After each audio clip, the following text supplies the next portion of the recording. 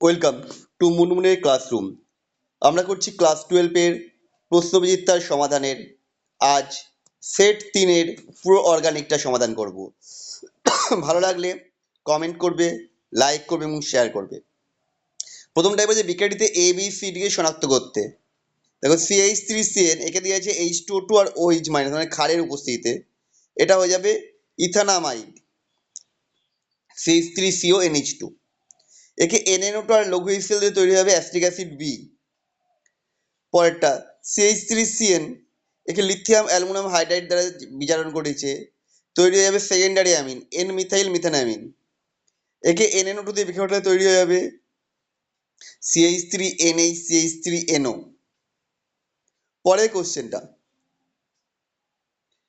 CH3NH2 এবং CH3NH CH3 আর হচ্ছে NCH3 জলীয় দ্রাবক ও অধ্রুবীয় দ্রাবকে এদের ক্ষারকীয়তার ধর্মের তুলনা করতে বলেছে।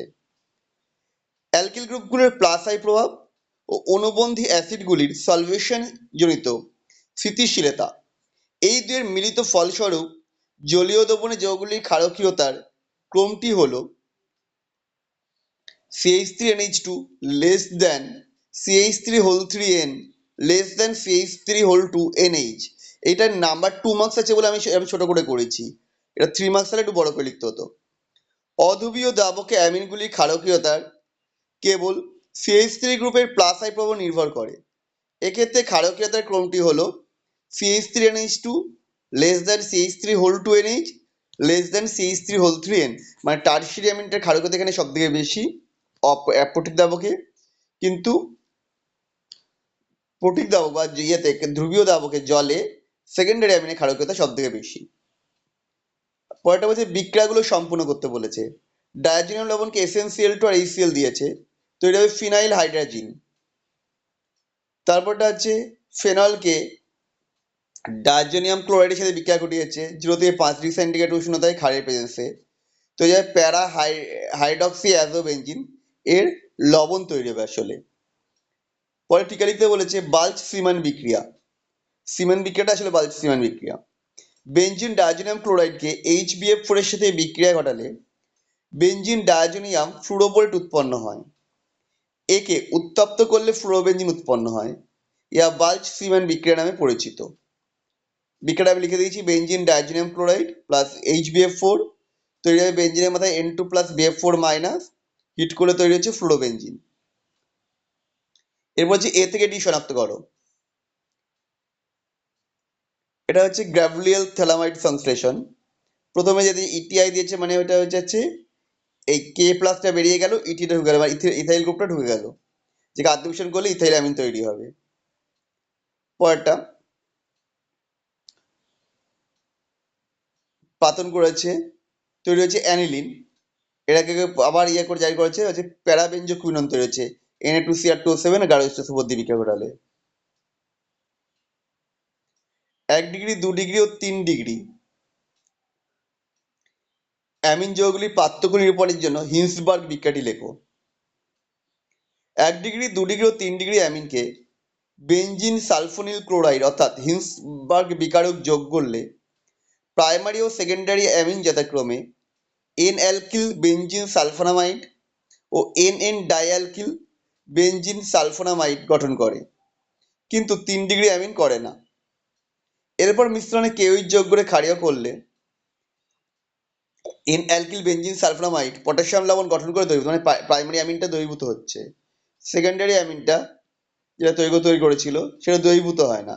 এইভাবে 1 ডিগ্রি 2 ডিগ্রি আর 3 ডিগ্রি অ্যামিনের মধ্যে পার্থক্য করা যায়। অ্যানিনকে খোলা বাতাসে কিছুক্ষণ রাখলে কিছুক্ষণ পর বাদামি বর্ণে পরিণত হয় কেন?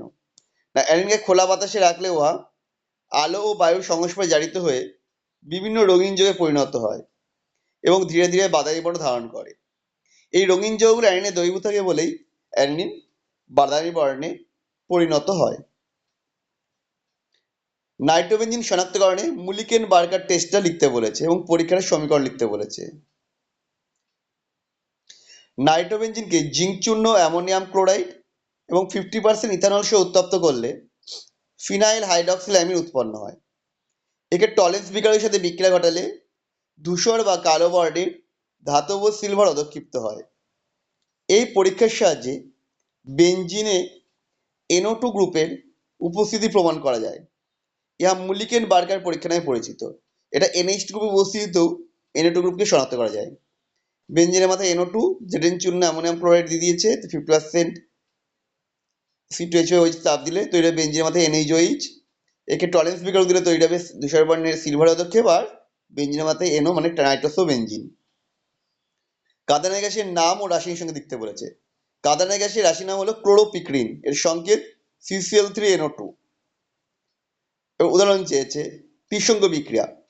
অ্যাসিটালডেহাইডকে অ্যালুমিনিয়াম ইথক্সাইডের সাথে বিক্রিয়া ঘটালে ইথাইল এস্টার উৎপন্ন হয়। এটা খুব ইম্পর্টেন্ট তোমাদের জন্য। CH3CHO arrow AlO2H5 CH3COO2H5। এই বিক্রিয়াটা আসছে, ত্রিসঙ্গ বিক্রিয়াটা আমার সেশন অনুসারে। এইচ বেজের বিক্রিয়া আসছে।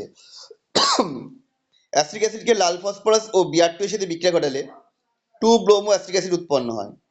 CH3COOH এর উপর লাল P/Br2, তবে CH2 নিচে Br, সিঙ্গেল বন্ড COOH। পরেরটা পার্কিন বিক্রিয়া। বেঞ্জালডেহাইডকে অ্যাসিটিক অ্যানহাইড্রাইড ও সোডিয়াম অ্যাসিড সহযোগে 180 ডিগ্রি সেন্টিগ্রেড উষ্ণতায় উত্তপ্ত করলে সিনামিক অ্যাসিড উৎপন্ন হয়। বেঞ্জিনের CHO এর উপর CH3CO2O, CH3COONA 180 degree C, cinnamic acid. মিশ্র ক্যানেজারক। বেঞ্জালডেহাইড ও ফর্মালডিহাইডের মিশ্রণকে NaOH সহযোগে উত্তপ্ত করলে বেঞ্জাইল অ্যালকোহল ও সোডিয়াম ফর্মেট উৎপন্ন হয়।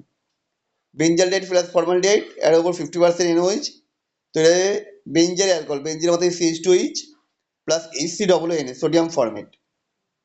ইউরোটবিন কি? হেক্সামিথাইল টেট্রামিনকে ইউরোটবিন বলে। ইহা মূত্রের সংক্রমণের চিকিৎসায় ব্যবহৃত হয়। এর সংকেত দিয়ে দেওয়া হয়েছে CH2O6N4। নিউক্লিওফিলিক যৌথ বিক্রিয়ায় কিটোন যৌগগুলোর সক্রিয়তা অ্যালডিহাইড যৌগের তুলনায় কম, ব্যাখ্যা করো। নিউক্লিওফিলিক যৌথ বিক্রিয়ার ক্ষেত্রে কিটোন যৌগগুলির সক্রিয়তা অ্যালডিহাইডের তুলনায় কম হয়, কারণ অ্যালডিহাইডের কিটো গ্রুপের সাথে প্লাস আই প্রভাবযুক্ত একটি অ্যালকিল গ্রুপ ও কিটো গ্রুপের দুটি অ্যালকিল গ্রুপ যুক্ত থাকে। ফলে অ্যালডিহাইডে কার্বনিল কার্বনের কিটোনের কার্বনিল কার্বন অপেক্ষা বেশি পরিমাণে ধনাত্মক চার্জ থাকে, তাই কিটোন অপেক্ষা অ্যালডিহাইডের সক্রিয়তা বেশি হয়। 2 নম্বর পয়েন্ট হচ্ছে কার্বনিল গ্রুপের সাথে অ্যালকিল গ্রুপের সংখ্যা বা আকার বৃদ্ধি পেলে স্থানান্তরজনিত প্রভাব দেখা দেয়, ফলে নিউক্লিওফাইলে আগমন বাধা পায়, ফলে কার্বনিল যৌগের সক্রিয়তা কমে। তাই কিটো যৌগের সক্রিয়তা নিউক্লিওফাইল যৌথ বিক্রিয়ার ক্ষেত্রে অ্যালডিহাইড যৌগের তুলনায় কম হয়। পরের কোশ্চেন, এ থেকে এফ শনাক্ত করতে বলেছে। প্রথমে হচ্ছে SiO2 দিলে কি হবে? CH3COCHO, methyl ডাইঅক্সাল। এটা K2CR2 গার্হস্থ্য দিলে তৈরি হবে CH3COCOOH। পরেরটা যেখান থেকে সিটা ছিল, যেটা আমরা পারিনি, তারপরে যে CH3CH2COCH3, এখানে দিয়েছে CH5COOH, তৈরি হবে CH3CH2OCOCH3, এস্টার তৈরি হয়েছে। তারপর এটা ছিল বেঞ্জিনের মধ্যে COCH3 অ্যাসিডোফেনন, একে I2NOH দিলে তৈরি হবে বেঞ্জিক অ্যাসিড প্লাস আয়োডোফর্ম।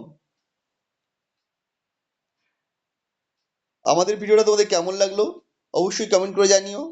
আবার দেখা হবে নেক্সট ভিডিওতে এই চ্যানেলেই, এখানে বা এই পেজেই তোমাদের সাথে।